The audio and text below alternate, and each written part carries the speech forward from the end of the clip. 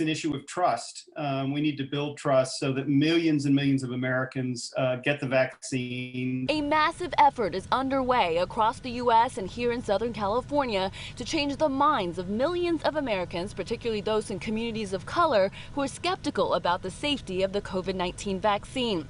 According to a recent survey by the Public Policy Institute of California, just over half of Latinos in the state say they would definitely or probably get the vaccine. The number dropped significantly among African Americans. Only 29% say they would definitely or probably get the vaccine.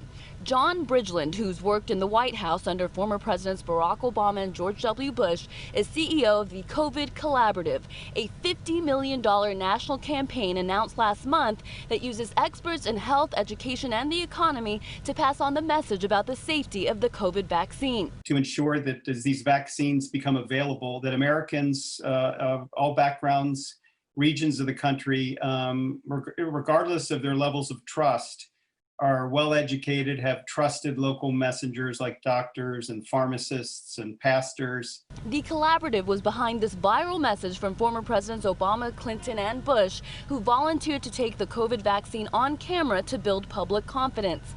The California Pan-Ethnic Health Network has been focusing on educating communities in the state hit hardest by COVID. All of these communities of color are understandably hesitant based on just in recent historical memory being experimented on. I mean, you have African Americans, the Tuskegee experiment, you have a history of forced sterilization on indigenous folks and Latinx folks as well. The organization says for some immigrant communities, the fear of using COVID resources, including the vaccine, is connected to their citizenship status. And so there are a lot of fears around public charge and about accessing resources that they are able to access, testing, contact tracing, and things like that, but being fearful of coming forward and being fearful of not being able to eventually get citizenship or get a green card.